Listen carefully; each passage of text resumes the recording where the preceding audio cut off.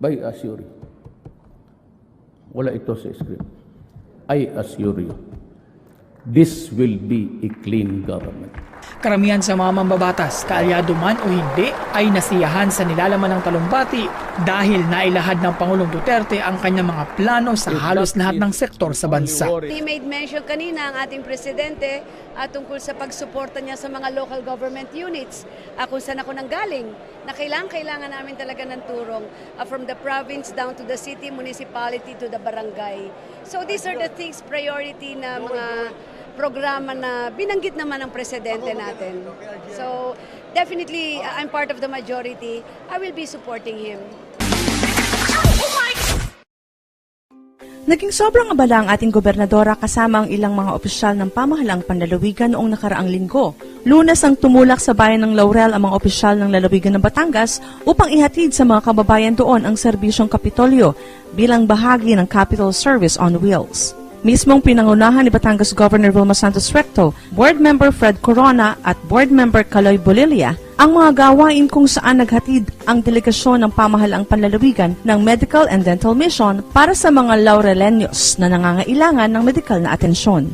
Kasama dito ang libreng konsultasyon sa mga doktor para sa iba't ibang karamdaman, pamamahagi ng libreng gamot, libreng dental services o bunot ng ngipin para sa mga bata at matatanda. Ang medical mission na ginagawa natin ay may kinalaman sa inyo, mga nanay, tatay, sa ating senior citizens, sa kabataan.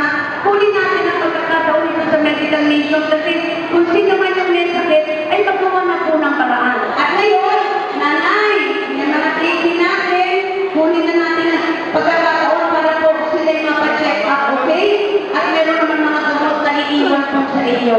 Naging tampok din ang pagbibigay ng tulong pinansyal para sa mga naitalang naapektuhan ng Bagyong Glenda, kung saan ay tumanggap ang may 307 recipients mula sa 20 barangay sa nasabing bayan. Sa isang pagpupulong naman na naganap sa Laurel Municipal Hall, nagkaroon ng pagkakataon na harapin ni Governor Vilma Santos Recto at ng mga kasama ang mga kapitan de barangay at Laurel Mayor Randy Amo upang alamin ang ilan sa mga kahilingang proyekto ng mga ito mula sa pamahalaang panlalawigan.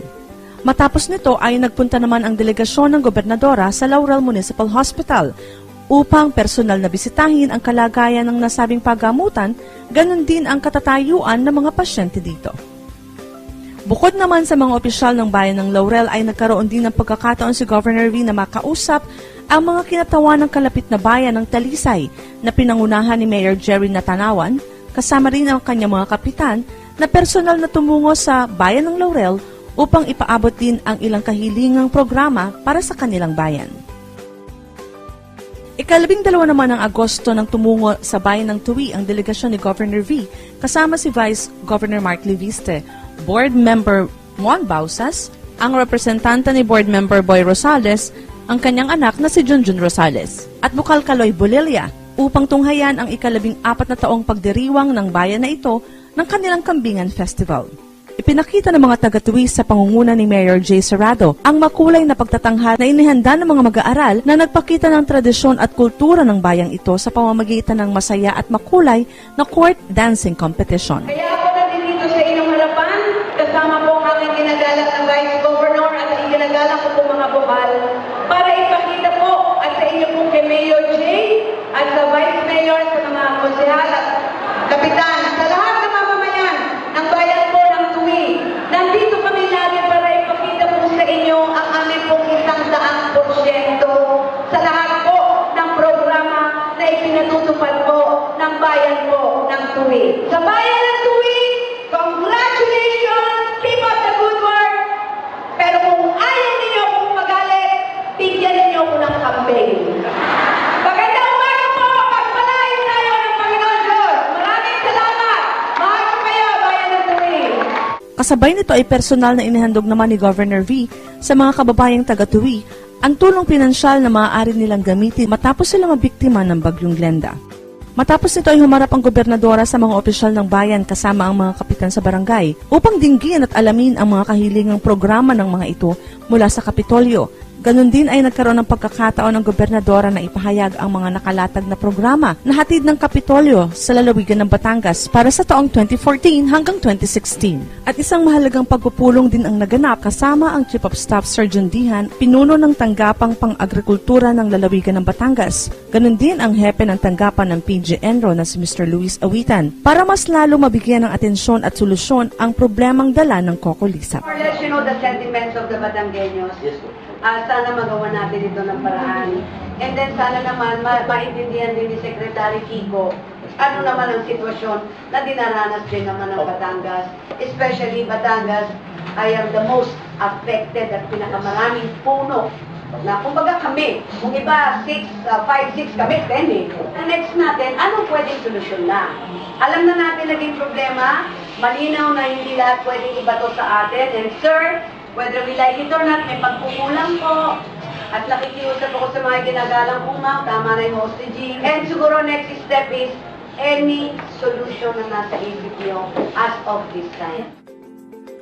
Ika-14 at ika-15 naman ng Agosto, magkasunod na araw naman ng Huwebes at Biyernes nang magkaroon ng pagkakataon ng mga kababayan nating Batanggenyo mula sa bayan ng Nasugbu, Lemery, San Juan at San Jose na makapiling si Governor Vilma Santos Recto, Vice Governor Mark Leviste, Bukal Kaloy Bulelia at Bukalaweng Sombrano, Africa. Tulad ng mga naunang aktibidad, ipinagkaloob sa mga kababayan natin ang medical and dental missions. Ganon din ang distribution ng financial aids at konsultasyon para sa mga lokal na opisyal ng mga nasabing bayan.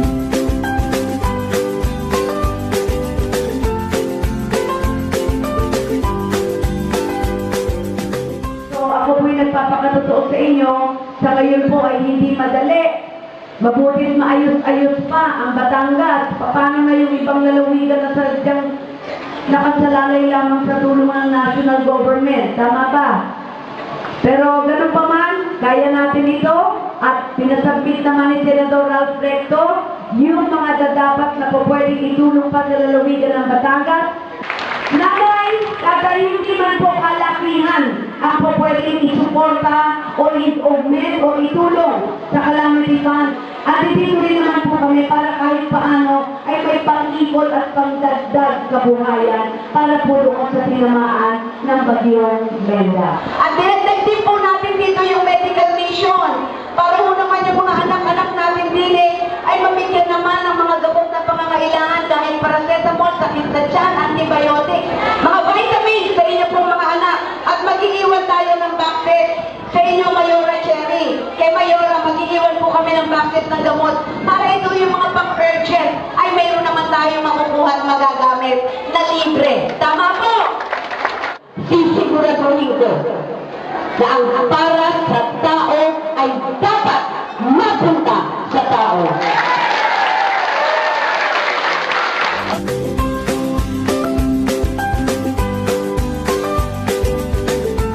Kasama sa isang linggong medical and dental mission at distribution ng financial assistance ang mga tanggapan ng Provincial Health Office na pinangunahan ni Dr. Rose Ozaita at Provincial Social Welfare and Development Office na pinangunahan naman ni Ms. Joy Montalvo. At ito ang mga naging aktibidad ng ating mahal na gobernadora noong nakaraang linggo.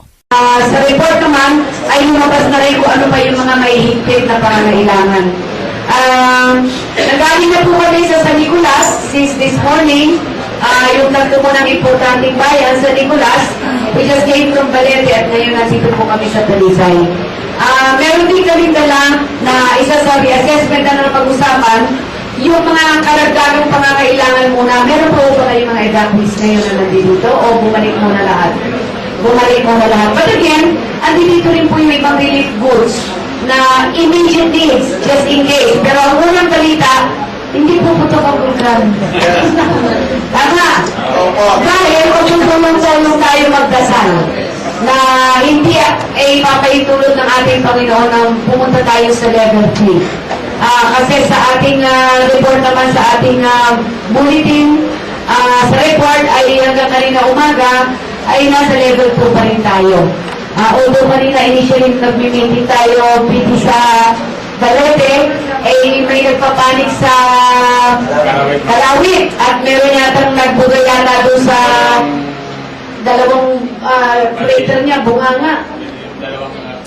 dalawang buwek na nato, medyo nagpanik kanina, but according sa PBOX, still, don't panic na sa level 2 pa rin. Okay. Ang importante lang naman po dito, ngayon nagdala tayo ng just in case immediate needs. Pandagdag po ng kulang po, pagkain, gamot, nakakailanganin. Ito initial uli. But that doesn't mean na pagka huwag na maipahintulot, nag-level 3 tayo, yan naman ay tuloy-tuloy. Ang isang importante lamang pong matakil natin sa ngayon, noted naman yung mga binanggit nyo kahapon na pangangailangan, we're working on it already. So, itong tinatawag po natin flow of communication. Kasi, the other night or last night, ay medyo nagkagulo sa Laurel. At merong mga nagpapasabi ko na puputok na, ayan ay senyales, nagpanik yung mga tao. So, itong flow of communication natin, ang volcanic alert, is very, very important. At ito ang talagang ipinagdidiinan natin sa tatlong bayan.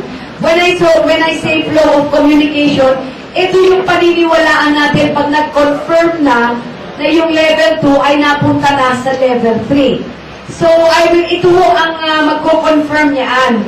So, yung ibang bali-balita, wag natin masyadong papatulan kasi hindi magandang magpanik ang mga tao. Mas lalo tayong madidisgrasya.